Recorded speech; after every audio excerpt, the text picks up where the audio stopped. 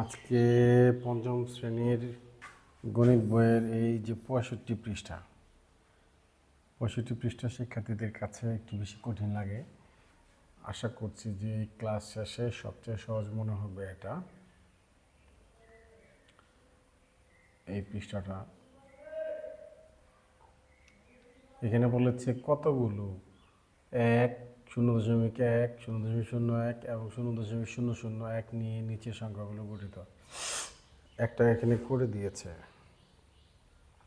বিষয়টা আরও অনেক সহজ হয়ে গিয়েছে। এখানে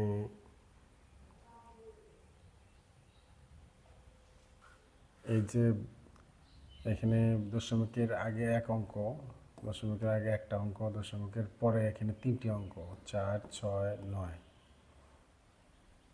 তাহলে এই 1.469 এ 1.469 এ এই যে এই একটি হলো 1, তারপরে হলো এখানে আছে কত 4, তাহলে 4টি হলো 0.01, 6টি হলো তারপরে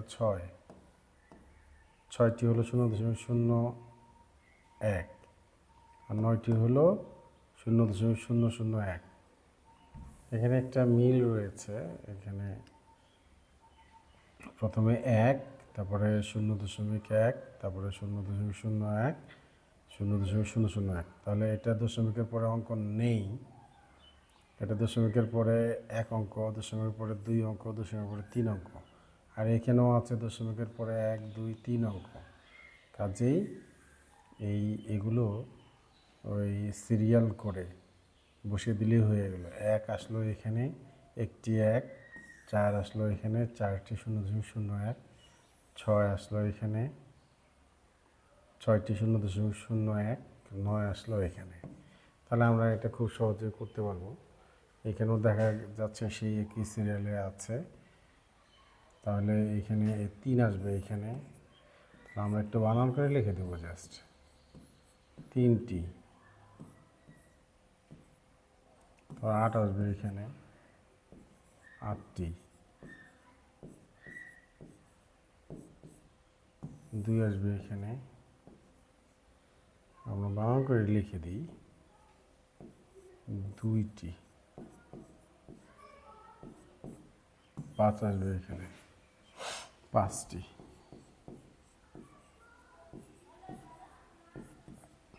খুব সহজ হয়ে গেল। একইভাবে এটাও ঠিক তাই। এখানে 0 আসবে, তাহলে আমরা লিখে দিই 0। এটা এখানে আসবে, এটাও 0 হবে, 0টি লিখতে হবে। এখানে আসবে 1টি,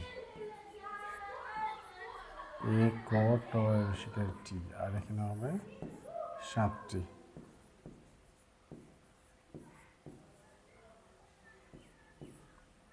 আমি এইভাবে দাগা দাগে লিখছি, সেক্ষেত্রে তোমাদের দাগাদাগি দরকার নেই। এটা আমি বোঝানোর জন্য দাগাদাগি করছি।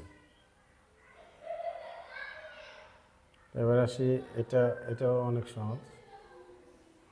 নিজের প্রশ্নগুলো উত্তর লিখি। 155টি 0.01 নিয়ে গঠিত সংখ্যাটি কত? আসলে মূলত হলো এটা হলো গুণ করলে দশমিকের পরে সংখ্যাটি হবে 1.55। হ্যাঁ, ওয়ালাইকুম আসসালাম। তাহলে এখানে দশমিকের পরে এখানে আছে 2 অঙ্ক, দশমিকের পরে এখানে আছে 2 অঙ্ক, তাহলে এখানে 2 অঙ্ক বামে দশমিক বসিয়ে দিলেই হয়ে গেল। 155টি এত নিয়ে গঠিত কত? তাহলে 100 লেখা হচ্ছে না কেন? 100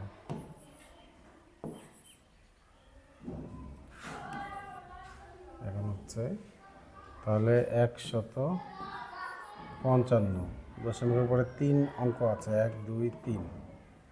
তাহলে পরে আমরা এখানে 1, 2, 3, দশমিকের আগে কিছু না থাকলে আমরা একটা 0 দিয়ে দিব।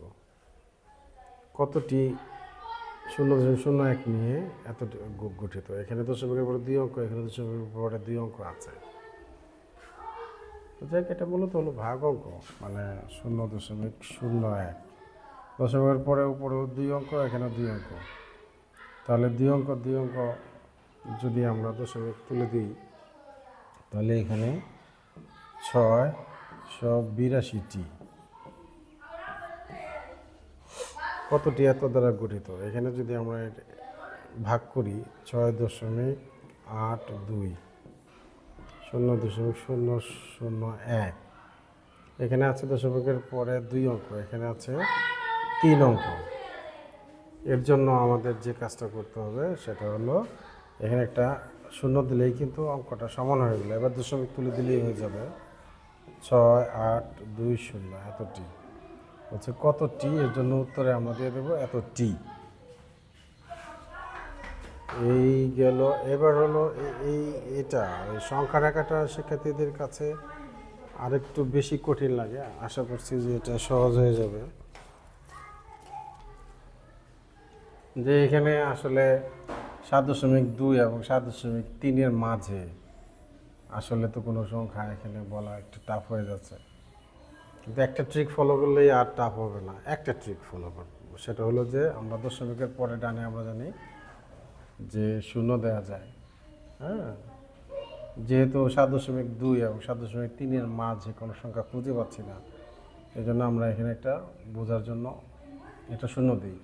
এখন যদি আমরা দেখি যে 7.20, যদি 2 শূন্য পড়া নিয়ম, আমরা বোঝার জন্য 7.20 পড়ি। 20 এবং 30-এর মাঝে তো এবার অনেকগুলো সংখ্যা আছে। এইরকম এখানে একটা করে 0 দিলেই এগুলো একেবারে সহজ। তাহলে দেখো যে এখানে মিলে 20, 21, 22, 23, 24, 25, 26, 27, 28, 29, 30 যে মিলে গেছে।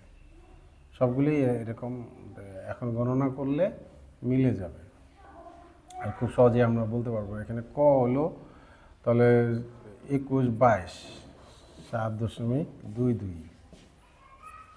আর এখানে খ হবে হলো 30, 31, 32, 33, 34, 35, তাহলে 7.35। গ হবে হলো তাহলে 7.49, 7.49 আগেরটা। তাহলে এরকম একটু কৌশল অবলম্বন করলে এগুলো অনেক সহজ হয়ে যায়। যেমন এখানেও ঠিক তাই, এখানে আরও সূক্ষ্ম, একেবারেই সূক্ষ্ম। 0. এখানে 0 দিচ্ছে, এখানে 0.01 দিচ্ছে। 0.01 এর মাঝে সংখ্যা খুঁজে পাওয়া, আবার 0.01, 0.02, সো টাফ। কাজে আমরা যদি এইখানে একটা করে অঙ্ক যদি বাড়াই দিই 0, তাহলে এটা হয়ে যাচ্ছে। এবার আমরা মাঝে ঠিকই বের করে ফেলতে পারবো। তাহলে দেখি মিলে কিনা। এখানে এটা হলো 0, এটা হলো 0.0, এটা এটা হলো এই এই এই যে উঁচু দাগটা, এটা হলো 0.01, 0.01। তাহলে মাঝখানে কিন্তু 10টা আছে, 10টা আছে। তাহলে 0.0, এটাকে আমরা যদি দিই 0.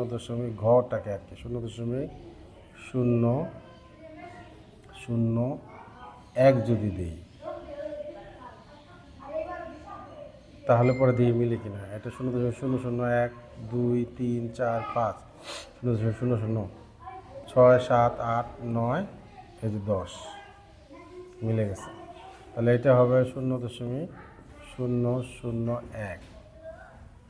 এবার ও হবে হলো, এবার আর সমস্যা হবে না, এটা হবে 11, 12, 13, 0.013। 4 নম্বরটা এটা হবে। তাহলে আমরা এখান থেকে গুনি 21, 22, 23, 24, 25, 26, 0.026। আর শেষে একটা 6 আছে, 6 আছে। এখানে আসে 40, এটা 39, এটা 38, 0.038। তাহলে পরে আমরা যদি একটা অঙ্ক বাড়ায় নিই, তাহলে খুব সহজে আমরা এই মাঝের যে কোনো সংখ্যা আমরা খুব সহজে বের করতে পারবো। এখানে আরেকটা আছে, এটাও করে ফেলি। সংখ্যা রাখায় স্থাপন করতে বলছে। সংখ্যা রাখা শেষ করে দিই আজকে। সেটা হলো যে 0.001 কোথায় হতে পারে? 0.001 নিচের সংখ্যাগুলোকে সংখ্যা রাখায় উপস্থাপন করি। এখানে এগুলি বসাতে হবে। তাহলে এখানেও মাঝখানে যেমন 0, 1, 2, 3, আমরা যদি একটা অঙ্ক আবার বাড়িয়ে দিই তাহলে এই বিন্দুগুলি স্থাপনে আমাদের একটু বেশি সহজ হয়ে যাবে। তাহলে এটা 0.001 দশমিকের পরে 3 অঙ্ক। তাহলে এটা হলো এটাকে আমরা বলতে পারি 0.000। তাহলে এটা হলো 0. এই যে এটা আমরা এভাবে মার্কিং করে দিই। এটা হলো 0.001, 2, 3, 4, 5, 6, 7, 8, 9, 10। হ্যাঁ, মিলে গেছে, চেক করে দেখলাম। এবার হলো 0.015, এই বিন্দুটা হবে, বোঝা যাচ্ছে 0.015 এই বিন্দুটা হবে। যেটাকে আমি মার্কিং করে দিচ্ছি গোল দিয়ে। 11, 12, 13, 14, 15 মিলে যাচ্ছে। 2, 7, 27, 20-এর পরে 25, 26, 27, এই যে খুব সহজেই পাওয়া যাচ্ছে। এই বিন্দুটা হচ্ছে 0.027।